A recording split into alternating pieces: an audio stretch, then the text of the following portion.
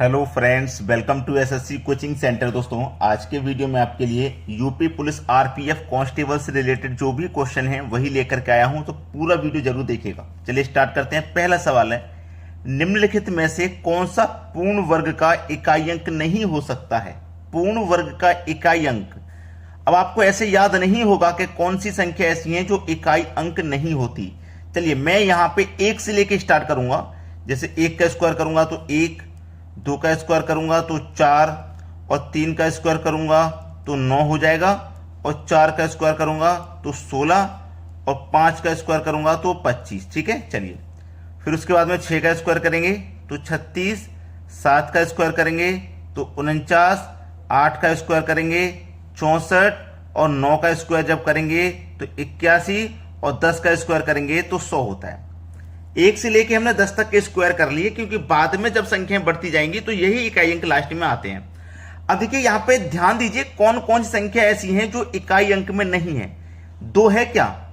Check कीजिए, 2 किसी भी संख्या के इकाई अंक में नहीं है, 2 नहीं है। 3 है क्या इकाई अंक में? 3 भी इकाई अंक में नहीं है, 3 भी नहीं है। अब देखो 7 है क्या किसी संख्या के इकाई अंक में? 7 भी किसी भी संख्या का इकाई अंक में नहीं आता। दूसरा 8 चेक कीजिए, 8 भी किसी भी संख्या के इकाई अंक में नहीं है। आप बोलोगे 8 यहां नहीं, इकाई अंक बोल रहा हूं मैं, ये पहली संख्या, पीछे से जो पहली संख्या होती है वो होती है इकाई अंक। तो देखिए 2, 3, 7, 8 ये 4 संख्याएं ऐसी हैं जो किसी भी संख्या के वर्ग में यानी कि स्क्वायर में नहीं आती हैं।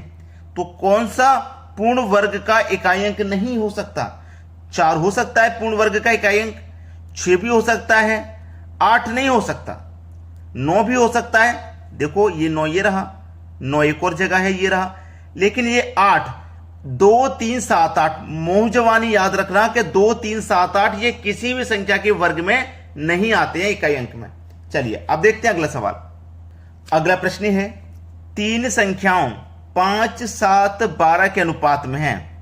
पहली संख्या, दूसरी संख्या और ये तीसरी संख्या 5, 7, 12 के अनुपात में हैं। यदि उनमें से पहली तथा तीसरी संख्या का योग, पहली और तीसरी संख्या का योग, पहली और तीसरी संख्या का जो योग है कितना भैया? पहली और तीसरी संख्या का योग, पहली तथा तीसरी संख्या का योग दूसरी संख्या से 50 अधिक है। देखो दूसरी संख्या हमारे पास कितनी है? 7 है, और पहली और तीसरी संख्या का जो योग है वो कितना है हमारे पास? 17 है। तो बोला है तीसरी संख्या का योग दूसरी संख्या से 50 अधिक है। देखो अनुपात में दूसरी संख्या से योग कितना अधिक है? अनुपात में 10 अधिक है, और संख्या में कितना अधिक है? 50, यानी कि 10 की वैल्यू 50, तो 1 अनुपात की वैल्यू हो जाएगी 5। जब 1 अनुपात की वैल्यू 5, तो बोला है तीनों संख्याओं का योग कितना होगा? तीनों संख्याओं का योग, जब योग पता करना है ना तीनों संख्याओं का, तो तीनों संख्याओं का अनुपात का योग कर लो। 5 और 7 12, और 12 24। ठीक है, तो इस योग में, अनुपात के योग में, इससे आप क्या करोगे? डिवाइड मल्टीप्लाई कर दोगे। तो 5 से मल्टीप्लाई कर दो, कितना हो जाएगा? 24 पंजे 120 होता है।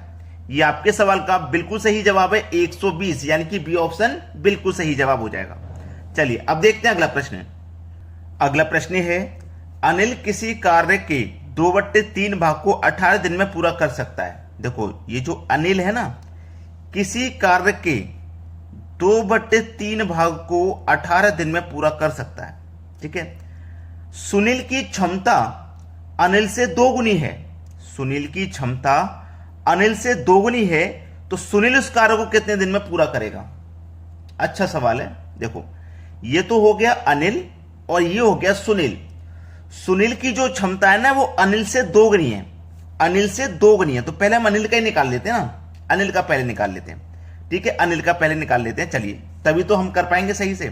तो अनिल का हम निकालते हैं। तो देखो ये जो हमारा ए है अनिल, इसका निकालते हैं। तो ये हमारा जो 18 है ना, 18 रहेगा।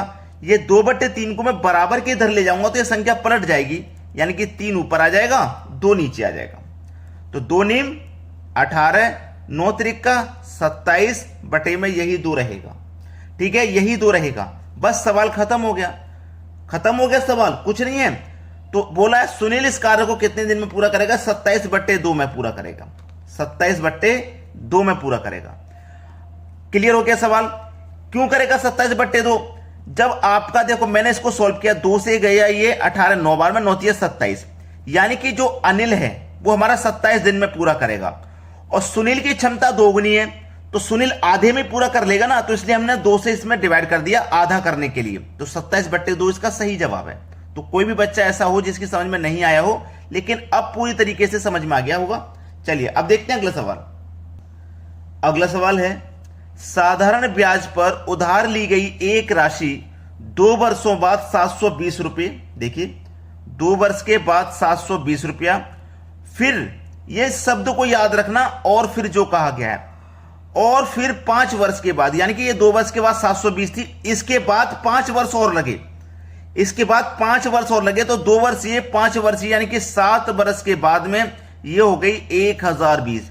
तो 2 वर्ष से 7 वर्ष होने में 5 वर्ष लगे, और 5 वर्ष में देखो ब्याज कितना बढ़ रहा है, 720 से 1020 हो गया, 300 रुपये ब्याज का लग रहा है, यानी कि 5 वर्ष में ब्याज 300 रुपया है। तो 1 वर्ष में कितना हो जाएगा, 60 रुपया, 2 वर्ष में हो जाएगा 120 रुपया। देखो हमारी जो राशि थी वो 2 वर्ष में 720 रुपया हो गई थी, यानी कि इसमें 2 वर्ष का ब्याज शामिल है। तो 2 वर्ष का ब्याज कितना, 120। अगर मैं ब्याज को घटा दूंगा तो मुझे पास मूलधन पता लग जाएगा क्या। तो 720 में जो ब्याज लगा हुआ है हमारे 2 वर्ष का 120, उस ब्याज को हम हटा देंगे तो मूलधन बचेगा। मूलधन कितना हो जाएगा, 600 रुपए। यह हो जाएगा प्रश्न का बिल्कुल सही जवाब, बी ऑप्शन। क्लियर है ना आंसर। चलिए अब देखते हैं अगला प्रश्न। अगला प्रश्न है, साधारण ब्याज पर 15% वार्षिक दर से प्रति माह 1200 रुपए कमाने के लिए धीरज को कितनी रकम की आवश्यकता होगी। बहुत अच्छा सवाल है। देखिए प्रति माह वो कितना कमा रहा है, प्रति माह वो कमा रहा है 1200 एक महीने का, और जो रेट है वो है वार्षिक, यानी कि 1 साल की। ठीक है, तो 1 साल का ही हमारे पास कमाई होनी चाहिए। ये कमाई जो है ये 1200 रुपए एक महीने की है, हम 1 साल की कमाई निकालेंगे, यानी कि वो 1 महीने में 1200 रुपए कमाता है, तो 1 साल में कितना कमाएगा, 1 साल का मतलब 12 महीने में वो कितना कमाएगा। 12 का मल्टीप्लाई 144 और 2 जीरो, यानी कि 14,400 रुपए कमाएगा वो 1 वर्ष में। 1 वर्ष मतलब 15% की दर से कमाएगा। अब यहां पे हमारा 15% की जो वैल्यू है वो 14,400 रुपए है, क्योंकि रेट वार्षिक था ना, तो हमने उसकी कमाई भी वार्षिक निकाल ली। 15% की वैल्यू 14,400 रुपया है। तो हमसे बोला है धीरज को कितनी रकम की आवश्यकता होगी, 1200 रुपये कमाने के लिए धीरज को कितनी रकम की आवश्यकता होगी, ये पूछ रहा है। आसानी से कर लो, 100% का मान निकालना है। 15% का मान हमें जब दिया हुआ है, 15% का दे रहा हो, तो 100% का बड़ी आसानी से निकालेंगे। 14,400 है, इसमें क्या करेंगे 15% से डिवाइड कर देंगे। 100% का मान निकालने के लिए 100 से आप मल्टीप्लाई कर दोगे, बस सवाल यहीं खत्म हो जाएगा। चलिए 15 से कटाऊंगा, 15 पंजे 75, 15 चौके 15 छिक्के 90, 15 सत्ते 135, 15 निम्मा 135 जाएगा। हाँ 144 में से 15 निम्मा 135 कट गया, 9 बचेगा 90, 15 छिक्के 90 और 1 जीरो। अब 960 का मल्टीप्लाई 1 से करेंगे तो ये 960 ही रहेगा और 2 जीरो आ जाएगा ये, तो ये हो जाएगा 9,600 रुपया, जो कि हमारे डी ऑप्शन में दिया गया। ये प्रश्न का बिल्कुल सही जवाब। अब देखते हैं अगला प्रश्न। अगला प्रश्न है 15% एल्कोहल वाले 20 लीटर मिश्रण में कितना पानी मिलाया जाना चाहिए जिससे कि मिश्रण में एल्कोहल की मात्रा 12% हो जाए। देखिए एक तरफ तो लिखिए आप एल्कोहल, एल्कोहल, और दूसरी तरफ लिखिए पानी। ठीक है, 15% है एल्कोहल। अब कोई भी मिश्रण आप जानते हैं अपने आप में 100% होता है, जिसमें से 15% एल्कोहल है, तो पानी कितना होगा भाई 85%। अब बोला है बाद में एल्कोहल कितना हो जाए 12%। जब बाद में एल्कोहल 12% हो जाएगा तो पानी 88% हो जाएगा, तभी तो दोनों को मिला के 100% मिश्रण होगा। ठीक है, अब इसमें ट्रिक क्या काम करती है, ट्रिक काम करती है कि जो मिलाया जाए या घटाने की बात कहे, जिसको मिलाने या घटाने की बात करे उसे काम में नहीं लेते। इसने बोला है कि कितना पानी मिलाना चाहिए, पानी मिलाने की बात कर रहा है ना, तो पानी वाला काम में आप मत लो। कितना था हमारे पास, टोटल मिश्रण 20 लीटर था, 20 लिखिए, ऊपर वाली वैल्यू को ऊपर लिखो, नीचे वाली वैल्यू को नीचे लिखिए। ठीक है, इसी को हल करना है। 2 से कटेगा 6 बार में, और 2 से कटेगा ये 10 बार में। ठीक है, 3 से कटेगा 6 बार में, 2 बार में, 3 से कटेगा 5 बार में, 2 से कट गया 5 बार में, 5 गुने 5 25 हो गया। देखो पहले मिश्रण था हमारे पास 20 लीटर का, अब कितना हो गया 25। तो 20 से 25 हो गया, कितना बढ़ गया 5। इसका मतलब वो देखो कितना पानी मिलाने की बात कर रहा था ना, वो हमें पता लग गया। कितना पानी मिलाना है, 5 लीटर पानी मिलाना है। तो पहला ऑप्शन सवाल का सही जवाब है। अगर लाइक नहीं किया वीडियो को तो लाइक कर दो, और शेयर नहीं किया तो भाई शेयर कर दो। ठीक है दोस्तों, धन्यवाद।